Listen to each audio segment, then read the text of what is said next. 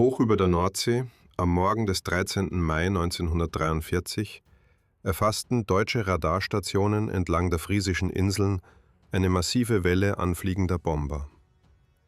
Hunderte von B-17 und B-24 der amerikanischen 8. Luftflotte bewegten sich in dichten, geometrisch präzisen Formationen tief ins Reich hinein, Kurs auf Kiel und Wilhelmshaven. Die P-47 Begleitjäger mussten weit vor der Küste umkehren, ihr Tank reichte nicht weiter. Die Bomber flogen allein. Auf den verstreuten Luftwaffenbasen erwachten die Motoren. Bf-109er, Fw-190 und etwas Neues, das bisher kaum jemand in echtem Gefecht gesehen hatte. Die Me-410, die Hornisse, rollte auf die Startbahn. Ihre beiden Daimler-Benz DB603A-Triebwerke, je 1750 PS stark, brachten einen tiefen, drohenden Lärm mit sich, der sich von allem anderen unterschied. Schlanke Nase, glatte Linien, eng verglaste Kanzel. Wer sie sah, wusste, das war kein gewöhnlicher Jäger. Was in den nächsten Minuten geschah, würde in den Lageberichten der 8. Luftflotte als besonders verlustreicher Tag vermerkt werden. Die Hornissen stiegen auf Abfanghöhe, die Besatzungen hinter ihren Zieloptiken. Als die Formationen in Reichweite kamen, gingen die Me-410 in flache Sturzflüge über, feuerten kurze, präzise Salven aus ihren 20 mm MG-151 Kanonen, rissen Löcher in Tragflächen und Treibstofftanks und brachen weg, bevor die Bordschützen der Bomber reagieren konnten.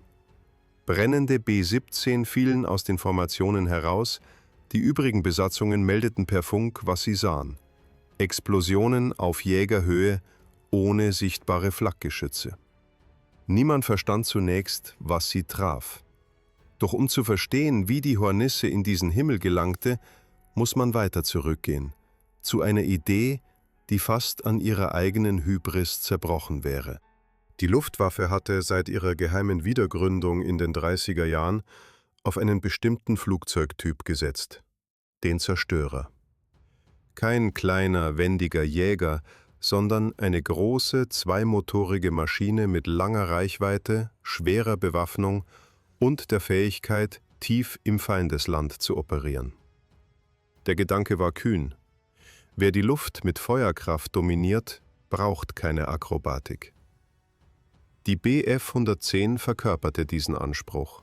Schnell, gut bewaffnet, mit einer Reichweite, die Einsitzer nicht erreichten, trug sie Maschinenkanonen und Maschinengewehre in der Nase und konnte Bomber auf Distanz bekämpfen. Über Polen, Norwegen und Frankreich schien das Konzept aufzugehen. Die Bf-110 räumte schwächere Gegner weg und hielt Formationen zusammen, wo die Luftwaffe ohnehin die Oberhand hatte. Der Sommer 1940 zertrümmerte diese Gewissheit. Über den englischen Grafschaften trafen die Bf-110 auf Spitfire und Hurricane, Maschinen, die weniger wogen, enger kurven konnten und deren Piloten genau wussten, wo der Zerstörer am verletzlichsten war. Die Bf-110 war in gerader Linie schnell. Sobald der Kampf eng wurde, war sie verloren. Alliierte Piloten lernten schnell, erst die Zerstörer angreifen, dann die Bomber. Die Verluste explodierten. Staffeln kehrten mit einem Bruchteil ihrer Maschinen zurück. Historiker beschrieben es später als das Ende eines Mythos. Der Zerstörer wurde zum Zerstörten. Das Luftfahrtministerium zog daraus nicht den Schluss, das Konzept aufzugeben. Stattdessen verschärfte es die Anforderungen. Der Nachfolger musste alles können, was die Bf-110 konnte, und dazu noch besser beherrschbar sein unter Gefechtsbedingungen. Willy Messerschmitt, der brillante und eigenwillige Konstrukteur hinter dem Bf-109er und der Bf-110, hatte bereits seit 1938 an einer Antwort gearbeitet. Das Ergebnis hieß Me-210. Auf dem Papier war es ein Quantensprung. Kürzere Nase, neu gestaltete Flügel, einen internen Bombenschacht, ferngesteuerte Heckwaffen und eine Höchstgeschwindigkeit nahe 620 Stundenkilometer. Doch in der Luft zeigte die ME 210 von Beginn an ein gefährliches Eigenleben. Sie brach ohne Vorwarnung aus der Kurve, reagierte unberechenbar auf Ruderbefehle und in bestimmten Fluglagen schien sie schlicht nicht beherrschbar. Testpiloten meldeten das Problem frühzeitig. Das Ministerium ignorierte die Warnungen. Die Produktion lief an, bevor die Erprobung abgeschlossen war. Bordschütze und Funker Luther Harte, der auf der ME 210 ausgebildet wurde, schilderte später ohne Umschweife, was das bedeutete. Die Unfälle beim Training seien so häufig gewesen wie an der Ostfront im Gefecht. Die Maschine fiel einfach vom Himmel. Zwischen Ende 1941 und Mitte 1943 wurden zwischen 350 und 400 Exemplare gebaut. Viele davon zerstört, bevor sie je feindlichem Feuer begegneten. Die Schuldfrage vergiftete das gesamte Programm. Messerschmitt gab dem Ministerium die Schuld am Zeitdruck. Das Ministerium beschuldigte Messerschmitt der Sturheit. Hermann Göring bestand darauf, die Produktion nicht zu stoppen, um Verluste nicht eingestehen zu müssen. Ingenieure arbeiteten an einer Zwischenlösung, der ME 310, doch auch diese scheiterte, bevor sie in Serie gehen konnte. Schließlich blieb nur ein Ausweg: das gesamte Konzept von Grund auf neu aufbauen, Fehler für Fehler korrigieren und aus dem Wrack eines Scheiterns etwas Neues erschaffen. Das Ergebnis dieser erzwungenen Transformation trug einen neuen Namen. Und diesmal sollte er halten. Die Ingenieure, die die ME 210 retten sollten, wussten von Anfang an, dass eine Reparatur nicht ausreichte. Das Grundproblem saß tief im Konstruktionsprinzip selbst. Der Flügel der ME 210 hatte zwei unterschiedlich gepfeilte Abschnitte. Der innere Teil war um 6 Grad gepfeilt, der äußere um 12,6 Grad, getrennt durch die Triebwerksgondeln. Diese ungleichmäßige Geometrie erzeugte turbulente Strömungsablösungen entlang der Flügeloberfläche, die sich besonders bei niedrigen Geschwindigkeiten und in engen Kurven katastrophal auswirkten. Die Maschine reagierte mit plötzlichem Strömungsabriss, ohne Vorwarnung, ohne Korrekturfenster für den Piloten. Die Lösung war technisch elegant, aber aufwendig. Beide Flügelabschnitte erhielten eine einheitliche Pfeilung von 5,5 Grad. Damit verschwand die aerodynamische Unstetigkeitsstelle, die Strömung blieb über die gesamte Spannweite gleichmäßig angelegt. Zusätzlich wurden automatische Vorflüge an der Flügelvorderkante eingebaut. Sie öffneten sich selbstständig bei sinkender Geschwindigkeit und vergrößerten den tragenden Flügelquerschnitt, was engere Kurven bei niedrigem Tempo ermöglichte, ohne dass die Maschine ausbrach. Gleichzeitig wurde der Rumpf um ein knappes halbes Meter verlängert, um den Schwerpunkt nach hinten zu verschieben und die Steuerwirkung des Höhenruders zu verbessern. Das Leitwerk wurde verstärkt, seine Ruderanlagen neu abgestimmt. Das Ergebnis dieser Eingriffe war keine kosmetische Verbesserung.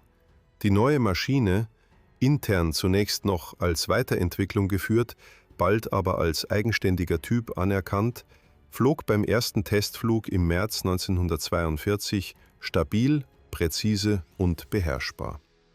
Testpiloten, die zuvor auf der ME 210 geflogen waren, beschrieben den Unterschied als fundamental.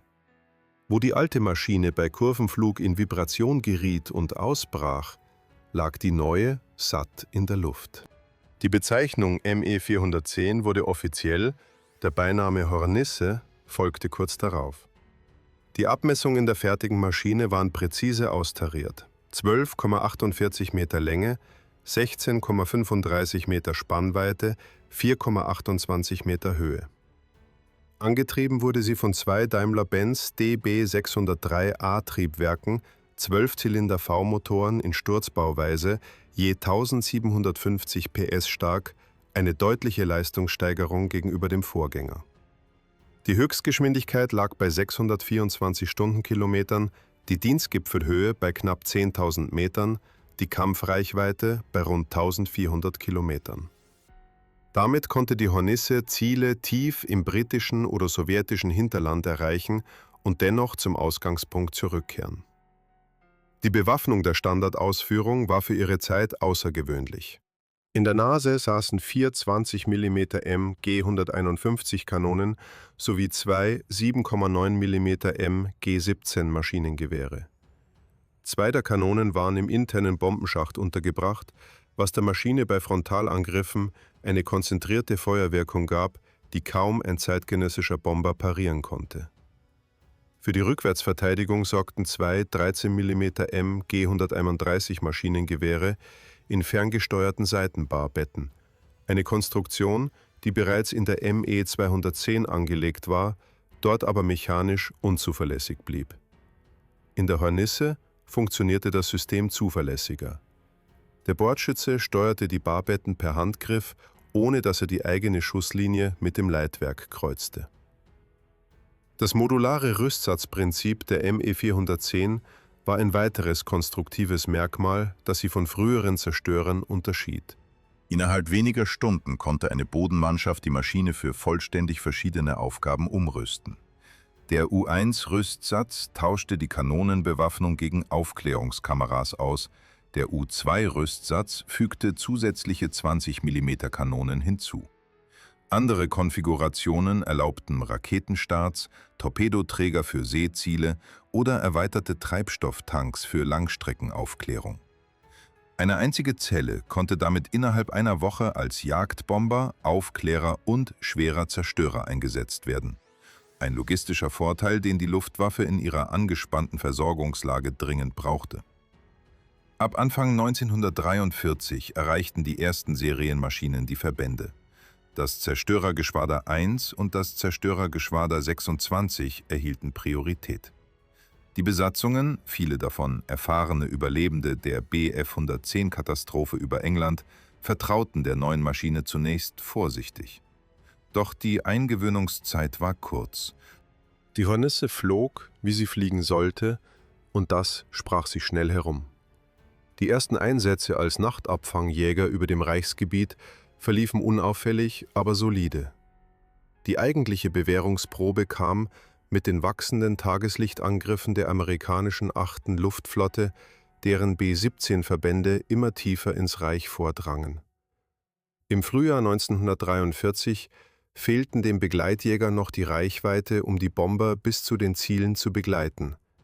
Genau in diesen U-geschützten Abschnitten über Norddeutschland und der Deutschen Bucht wartete die Hornisse.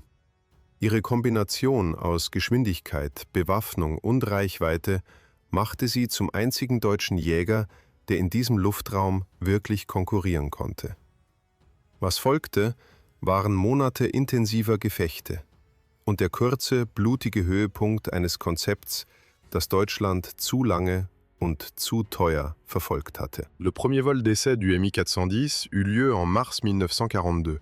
Et cette fois, les pilotes d'essai ne remplirent pas leur rapport avec des termes alarmants. L'appareil se comportait comme prévu. Les commandes répondaient avec précision.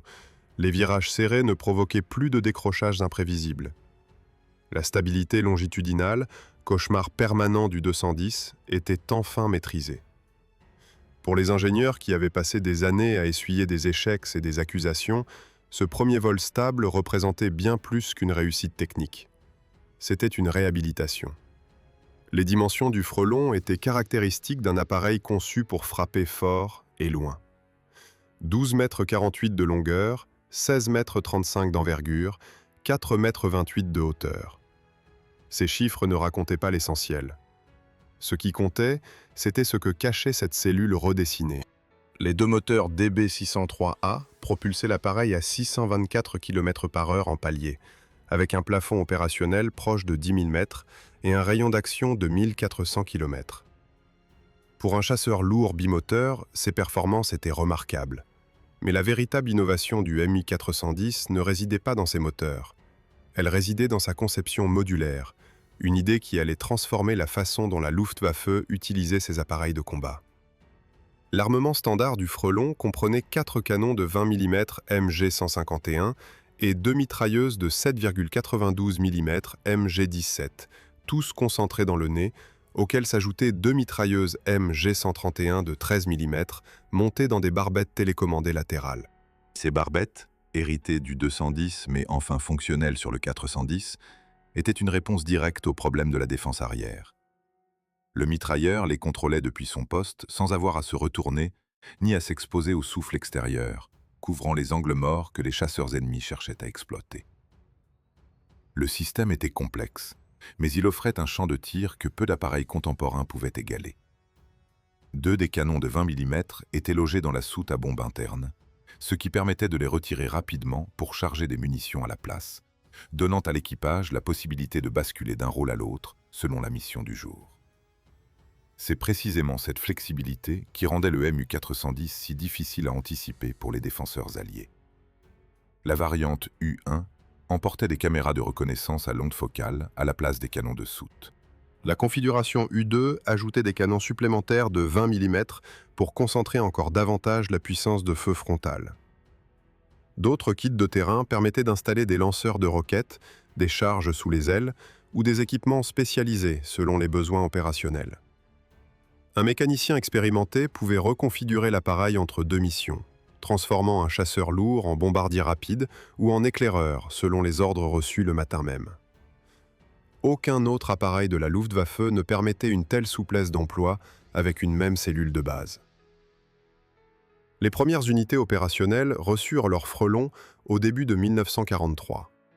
Le Zerstörergeschwader 1 et le Zerstörergeschwader 26 furent les premiers à les aligner sur leur tarmac.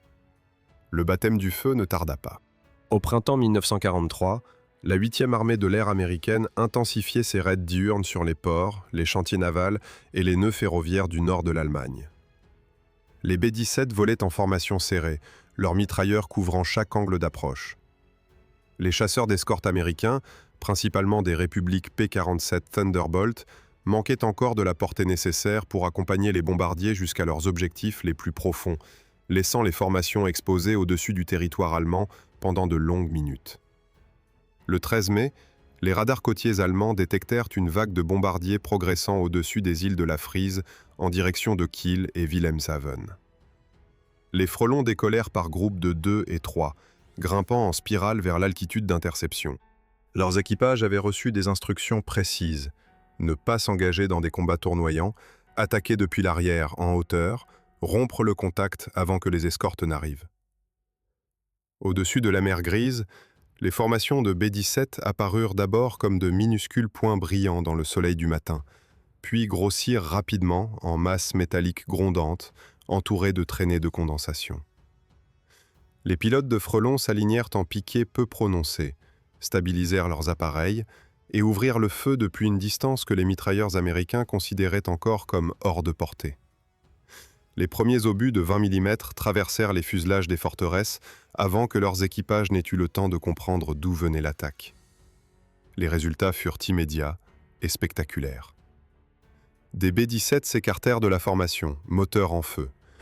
D'autres virèrent brusquement pour combler les trous dans leur dispositif, rompant la rigueur géométrique qui faisait leur force défensive. La machine de propagande de la Luftwaffe s'empara de ses succès initiaux avec un enthousiasme calculé. Le frelon fut présenté comme l'arme décisive, le tueur de bombardiers que l'Allemagne attendait depuis le début de la guerre.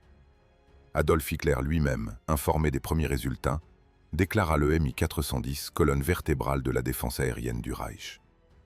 Les généraux souriaient, les journaux titraient, et pendant quelques semaines, au-dessus de la mer du Nord et des plaines du nord de l'Allemagne, cela ressemblait effectivement à une victoire. Les sourires des généraux ne durèrent pas. Dès l'automne 1943, les formations de bombardiers américains se firent plus denses, leurs escortes plus nombreuses, et les frelons commencèrent à encaisser des pertes qu'aucun tableau de bord ne pouvait masquer. Les républiques P-47 Thunderbolt gagnaient en portée grâce à des réservoirs supplémentaires, et les Lockheed P-38 Lightning poussaient de plus en plus profondément dans l'espace aérien allemand. Chaque mission coûtait des équipages que la Luftwaffe ne pouvait plus remplacer au même rythme. Les officiers de renseignement compilaient les pertes avec une précision froide. Les chiffres étaient mauvais et s'aggravaient de semaine en semaine. Face à cette réalité, le haut commandement allemand fit ce qu'il faisait depuis le début du conflit quand une solution ne fonctionnait plus. Il demanda davantage de puissance de feu. Si le Mi-410 ne pouvait plus approcher suffisamment près des formations pour utiliser ses canons de 20 mm sans s'exposer aux escortes, alors il fallait lui donner une arme capable de frapper depuis une distance à laquelle aucun chasseur ennemi ne pourrait l'intercepter. Les ingénieurs se mirent au travail. La solution qu'ils trouvèrent était aussi logique dans sa conception que brutale dans son application. Adapter le canon anti-char BK5, une version aéronautique du canon de 50 mm équipant les chars Panzer III, et l'installer dans la soute à bombe du frelon. Le canon mesurait près de 2 mètres de longueur et dépassait largement du nez de l'appareil une fois en place. Chaque obus pesait près de 2 kg. La portée efficace atteignait 900 mètres, soit bien au-delà de la zone couverte par les mitrailleuses de défense des B-17. Sur le papier, l'idée était séduisante.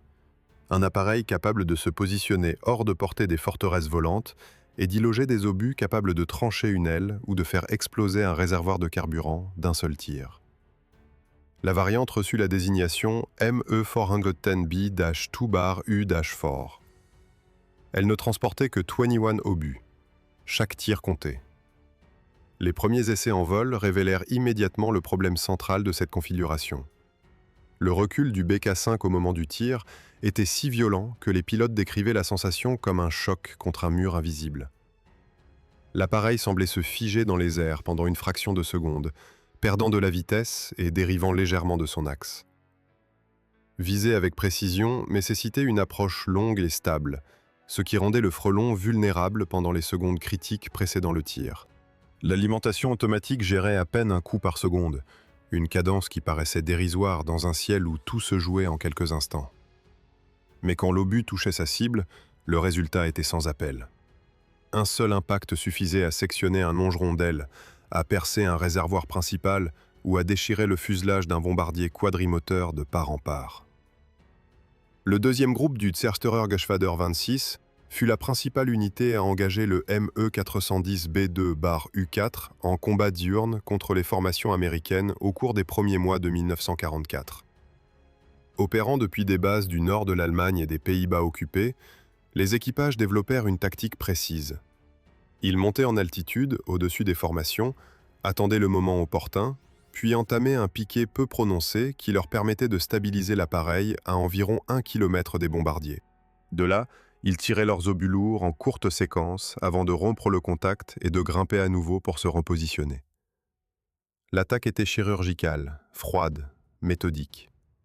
Les équipages américains furent désorientés par ce nouveau mode d'agression. Les explosions qui déchiraient leur formation semblaient venir de trop loin pour être des canons de chasseurs et trop basses pour être de la flak. Certains rapports de mission américains mentionnèrent des tirs d'artillerie antiaérienne à haute altitude, ne comprenant pas qu'un avion monomoteur pouvait frapper depuis cette distance. Pendant quelques semaines, la confusion joua en faveur des frelons. Entre février et la mi-avril 1944, le deuxième groupe du Zersterer Geschwader 26 revendiqua la destruction de 129 B-17 et 4 B-24, soit 133 bombardiers au total, un bilan stupéfiant pour une formation aussi réduite. Le prix payé fut lourd, 9 NE-410 perdus, la plupart abattus par des Thunderbolt et des Lightning qui rattrapaient les frelons au moment où ils rompaient le contact après leur tir. Puis vint le North American P-51 Mustang. Son arrivée en nombre au-dessus de l'Allemagne au début de 1944 changea l'équation de façon définitive. Le Mustang combinait une vitesse de pointe supérieure à 700 km/h, une maniabilité que les chasseurs lourds allemands ne pouvaient pas égaler, et surtout une autonomie suffisante pour escorter les bombardiers jusqu'à Berlin et en revenir. La distance de sécurité dont les frelons avaient besoin pour utiliser leurs canons de 50 mm n'existait plus. Les Mustangs arrivaient par le haut et par derrière, trop vite pour que les mitrailleurs des barbettes puissent les suivre, trop agiles pour que les pilotes de frelons puissent les éviter. Le MU-410B2-U4, déjà alourdi par son canon et ses munitions, perdait encore en réactivité dans les manœuvres d'évitement. Chaque interception devenait un pari dont les chances se réduisaient de mission en mission. Au printemps 1944, les terrains d'aviation qui avaient abrité les escadres de frelons ressemblaient à des cimetières de métal. Les mécaniciens cannibalisaient les épaves pour maintenir en état de vol les quelques appareils encore utilisables. Les pénuries de carburant contraignaient les commandants d'unités à annuler des missions planifiées de longue date, faute de kérosène suffisant pour armer leurs escadrons. Les pilotes expérimentés étaient morts ou blessés, remplacés par des hommes sortis trop vite des écoles de chasse, incapables de maîtriser un appareil aussi exigeant que le ME-410 dans les conditions de combat qui prévalaient désormais au-dessus du Reich. La suprématie aérienne alliée, longtemps contestée, était devenue un fait accompli au-dessus de la majorité du territoire européen. Après le débarquement allié en Normandie en juin 1944, les quelques frelons encore stationnés en France devinrent des cibles prioritaires pour les chasseurs bombardiers alliés qui parcouraient librement les arrières allemands. Plusieurs furent détruits au sol avant même d'avoir pu décoller. D'autres tentèrent des missions de reconnaissance nocturne ou des raids de faible altitude contre des installations portuaires, avec des résultats de plus en plus décevants face à des défenses qui s'étaient considérablement renforcées. Une poignée d'appareils envoyés en Méditerranée pour des missions photographiques au-dessus de l'Italie connurent le même sort, interceptés dans des espaces aériens que la Luftwaffe ne contrôlait plus depuis des mois. C'est dans ce contexte de délitement progressif que survint l'un des épisodes les plus étranges de toute la carrière opérationnelle du Frelon. Le 22 novembre 1944, un ME-410A3, appartenant à une unité de reconnaissance, effectuait une mission photographique au-dessus de l'Italie centrale. L'Oberleutnant Lunanst, aux commandes, commit une erreur de navigation qui le conduisit au-dessus de Salerne, territoire solidement tenu par les Alliés depuis plus d'un an. Convaincu d'approcher un terrain ami, il sortit son train d'atterrissage et se présenta en finale comme pour un posé ordinaire. Les servants des batteries antiaériennes, surpris, ouvrirent le feu par réflexe, avant de réaliser que l'appareil allemand ne manœuvrait pas en attaque, mais cherchait visiblement à se poser. Les tirs s'arrêtèrent. Le Frelon toucha la piste, roula jusqu'au bout de la bande, et le pilote, comprenant soudainement son erreur, tenta de pivoter pour décoller à nouveau. Il était trop tard. Un camion léger britannique de 1500 livres de charge arriva en trombe sur la piste et se travers devant l'appareil pour lui couper la route. Un officier de la Royal Air Force en bondit, pistolet au poing, et somma l'équipage de couper les moteurs. Le mitrailleur ouvrit immédiatement sa verrière et se rendit. Le pilote, les gaz encore poussés, hésita quelques secondes. L'officier britannique grimpa sur le fuselage, appuya son arme contre l'épaule du pilote et répéta son ordre. Les moteurs s'arrêtèrent. La Royal Air Force venait de capturer un ME-410 parfaitement intact, avec son équipement de reconnaissance complet, ses systèmes de barbettes télécommandées et ses moteurs DB603A en état de fonctionnement. L'appareil fut acheminé vers l'Angleterre et remis à l'Air Fighting Development Unit de Farnborough pour une évaluation complète. Les ingénieurs britanniques démontèrent méthodiquement chaque système. Les barbettes télécommandées retinrent particulièrement leur attention. Le concept était jugé brillant dans sa conception, offrant une couverture défensive sans obliger le mitrailleur à s'exposer ou à limiter ses angles de tir pour éviter de toucher les surfaces de queue. En pratique, le mécanisme s'avérait trop complexe pour un usage intensif en conditions opérationnelles, sujet à des pannes fréquentes et difficile à entretenir sur le terrain. Les conclusions de ces essais furent diffusées à travers les commandements de la Royal Air Force et de la 8e armée de l'air américaine, fournissant aux équipages de bombardiers des instructions précises sur la manière d'identifier et d'anticiper les attaques de longue distance menées par les frelons encore en service. En août 1944, le Jägernaut Programme, le programme d'urgence pour la chasse, mit officiellement fin à la production du ME-410. Le Reich concentrait ses dernières ressources industrielles sur des chasseurs monomoteurs plus simples à produire et moins gourmands en matériaux. Les chaînes d'assemblage qui avaient fabriqué le Frelon furent reconverties ou abandonnées. Au total, environ 1130 Mi-410 de toutes variantes avaient été construits depuis 1942, un chiffre qui témoignait à la fois de l'investissement consenti par l'Allemagne et de l'impasse dans laquelle cet investissement avait conduit. Sur les terrains d'essai d'Augsbourg et de Lechfeld, un autre appareil attendait depuis des mois que Berlin lui accorde enfin la priorité qu'il méritait. Le Mi-262 Schwalbe, propulsé par 2 turboréacteurs jumeaux 004, volait à près de 870 km/h et grimpait à des altitudes que le Frelon n'atteindrait jamais. Ces lignes en flèche et le son métallique aigu de ces réacteurs annonçaient une rupture totale avec tout ce qui avait précédé. Mais les ressources englouties dans les programmes à piston, la méfiance des généraux envers les nouvelles technologies et les décisions personnelles d'Adolf Hitler, qui insista pour transformer le jet en bombardier plutôt qu'en chasseur pur, retardèrent son déploiement jusqu'à l'automne 1944. Quand il entra enfin en combat, les pénuries de carburant clouaient la moitié de la flotte au sol, et les Alliés contrôlaient déjà les approches du territoire allemand. Le ME-410 avait été conçu pour gagner une guerre que les ingénieurs comprenaient. Il arriva dans une guerre que personne ne maîtrisait plus. Il avait fallu 10 ans d'échecs, de scandales et de morts pour produire un appareil enfin digne de voler, et moins de 2 ans de combat pour que le monde qu'il était censé dominer lui échappe définitivement. Si cette histoire vous a appris quelque chose sur les hommes qui ont construit et piloté le Hornis, laissez un commentaire ci-dessous et dites-nous quel appareil vous voulez découvrir dans le prochain épisode. Likez cette vidéo et abonnez-vous à Tactique Aérienne pour ne manquer aucune histoire de l'aviation de combat.